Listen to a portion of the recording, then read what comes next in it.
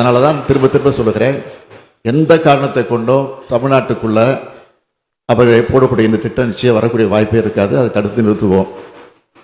அப்படி ஒரு சூழல் வந்தால் அந்த பொறுப்பில் நான் இருக்க மாட்டேன். மத்திய அரசை பொறுத்தவரை இந்தியாவில் கிரிட்டிக்கல் மினரல்ஸ், அத்தியாவசியமான மூலப்பொருட்கள் நம்முடைய நாட்டுக்கு தேவைப்படுகின்றன. இன்னைக்கு சைனா கையில் எல்லாமே இருக்கு. அதுல டங்ஸ்டன் இதுவும் ஒன்று. மத்திய அரசை பொறுத்தவரை ஜார்க்கண்ட், தமிழகத்துல மதுரை, வேலூர் பக்கத்துல அது இருப்பதற்கான வாய்ப்பு இருப்பதற்காக ஆரம்ப கால அறிக்கையை தயார் செய்யும் பொழுது மாநில அரசும் தன்னுடைய இன்புட்டை கொடுத்திருக்கிறாங்க. 20 ஸ்கொயர் கிலோமீட்டர் இப்படி இருக்கு இந்த மாதிரி பகுதி. மாநில அரசு தன்னுடைய கருத்தை மத்திய அரசுக்கு ஜனவரி, பிப்ரவரி 2024 தெரிவிக்கும் பொழுது எங்கேயும் கூட இதை தடுத்து நிறுத்த வேண்டும் என்று சொல்லவில்லை. மத்திய அரசுக்கு நீங்க சொன்னா தாங்க தெரியும். அது சமணர் படுக்கை அங்க இருக்கு, 2000 ஆண்டுகள் புதைக்குழி அங்க இருக்கு, அழகர் கோவில் பக்கத்தில் இருக்கு, அங்க பக்கத்துல நம்முடைய பண்டைய கால தமிழர்களுடைய அடையாளங்கள் இருக்குன்னு எங்கேயுமே சொல்லலாம். இவர்கள் அதற்கான குறிப்புகளை கொடுத்திருக்கிறாங்க. மத்திய அரசு அதன்படி ஆக்ஷன் விட்டிருக்கிறாங்க. இந்துஸ்தான் ஜிங்க் நிறுவனத்திற்கு கிடைச்சிருக்கு. அடுத்து 10 மாசமும் வாய துறக்கல. டெண்டர் நோட்டிபிகேஷன் வந்துருச்சு. அதன் பிறகு கிராம மக்கள் பிரச்சனையை ஆரம்பித்த பிறகு அங்க இருக்கக்கூடிய திராவிட முன்னேற்ற கழகத்தினுடைய அமைச்சர், குறிப்பாக மூர்த்தி அவர்கள், அங்க இருக்கக்கூடிய திமுகவினுடைய தலைவர்கள் எல்லாம் போய் அரசியல் பண்ணியிருக்கிறாங்க.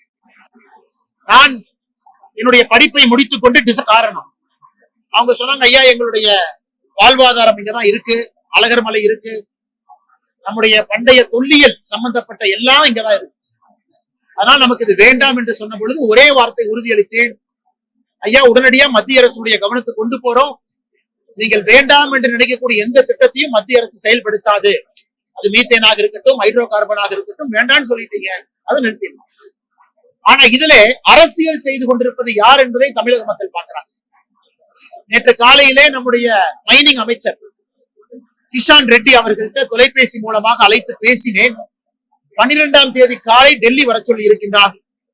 என்னோடு நம்முடைய மத்திய இணையமைச்சர் அண்ணன் முருகன் அவர்களையும் அழைத்துக் கொண்டு டெல்லியில மைனிங் அமைச்சரை 12ஆம் தேதி காலையில ஒரு அலுவலகத்துல சந்திக்கிறோம். வரும்பொழுது ஒரு வெற்றி செய்தியோட தான் வருவோம். இதுல பாரதிய ஜனதா கட்சியை பொறுத்தவரை ஆக்கப்பூர்வமாக இந்த பிரச்சனையை சரி செய்யணும். கொடுத்துட்டாங்க, இவங்க அப்செக்ட் பண்ணல, 10 மாசம் ஆச்சு, விவசாயிகள் அப்செக்ட் பண்றாங்க, விவசாயிகள் பக்கம் நாங்க நிக்கிறோம், நிறுத்துறோம், அது வேறங்க. ஆனா இதுல இன்னைக்கு உங்கள் நாடகம் ஆடுவதை நான் பார்த்துக் கொண்டிருக்கின்றேன். திமுகவுடைய நாடகம் அன்னைக்கே இல்லைன்னு சொல்லியிருக்கிறோம், மத்திய அரசு கொண்டு வந்திருக்காங்க. ஆனால் இன்றைக்கு திமுகவுடைய நாடகத்தை சட்டமன்றத்தில் மக்கள் பார்த்துக் கொண்டிருக்கின்றார்கள். அதே நேரத்தில் பாரதிய ஜனதா கட்சியினுடைய ஆக்கப்பூர்வமான அணுகுமுறையும் பார்க்கிறாங்க. தமிழகத்தை பொறுத்தவரை மக்களுக்கு ஒரு முறை வளர்ச்சியும் வேண்டும். ஆனா வளர்ச்சி, அங்க இருக்கக்கூடிய மனிதர்களுடைய வளர்ச்சியை பாதிக்கக்கூடிய வளர்ச்சி வேண்டாம் என்பதை நாங்களும் ஒப்புக்கொள்கின்றோம். ஆனா மத்திய அரசுக்கு நீங்க தெரியப்படுத்தா மத்திய அரசுக்கு எப்படி தெரியுங்கன்னா, ஆனால் நிச்சயமாக இதை நிறுத்தி காட்டுகின்றோம், நிறுத்த போறாங்க. மத்திய அரசை பொறுத்தவரை குறிப்பாக பாரத பிரதமர் நரேந்திர மோடி அவர்கள் தமிழர் நலனுக்கு எதிராக எந்த வேலையும் செஞ்சது. ஆனால் நிச்சயமாக வெற்றி செய்தியோடு வருகின்றோம், அது நடக்கும். ஆனா நாங்க திமுகவை கண்டிக்கிறோம். மத்திய அரசுக்கு தவறான தகவலை ஏன் கொடுத்தீங்க? அன்னைக்கு 2 ஆங்கில பத்திரிகை அப்பவே செய்தி போட்டிருக்கிறாங்க, மாநில அரசை சார்ந்த அதிகாரிகள் இன்புட் கொடுத்திருக்கிறாங்க அப்படின்னு. மக்களுக்கு பிரச்சனை இருந்தாலும் கூட செயல்படுத்த முடியும் என்று. ஏன்னா காமன் பத்திரிகையாளர் சந்திப்புங்கிறதுனால இந்த பேரையை நான் பயன்படுத்துறேன்னா, இந்தியன் எக்ஸ்பிரஸ் பத்திரிகையில பண்றாங்க, மத்திய அரசுக்கு நாங்க இன்புட் கொடுத்திருக்கிறோம், இங்க டங்ஸ்டன் பாலிபெட்னம் அப்படிங்கிற காம்பவுண்டை எடுக்கணும், அதுல இருந்து டங்ஸ்டன் கிடைக்கும் என்பதெல்லாம் தெல்ல தெளிவாக பிப்ரவரி மாசம் இந்தியன் எக்ஸ்பிரஸ்ல போட்டிருக்கிறாங்க. தமிழக அரசுடைய உயர் அதிகாரிகள் இன்புட் கொடுத்திருக்கிறாங்க அந்த செய்தி. எப்படி அது பொய்யாகும்? அப்ப இந்தியன் எக்ஸ்பிரஸ் பொய் சொல்றாங்களா? மறக்க முயற்சிக்கிறாங்க. ஆனா மக்களுக்கு உண்மை தெரிய ஆரம்பிக்கும். இதுபோன்று முக்கிய நிகழ்வுகள், அரசியல் தகவல்களை ஆழமாகவும் மாறுபட்ட கோணத்திலும் அறிந்து கொள்ள மறக்காமல் உங்கள் IND தமிழ் 24x7 பக்கத்தை பின்பற்றிக் கொள்ளவும். உங்கள் ஒவ்வொரு ஆதரவும் இதுபோன்று பல நிகழ்வுகளின் பின்னணியை அறிய உதவும்.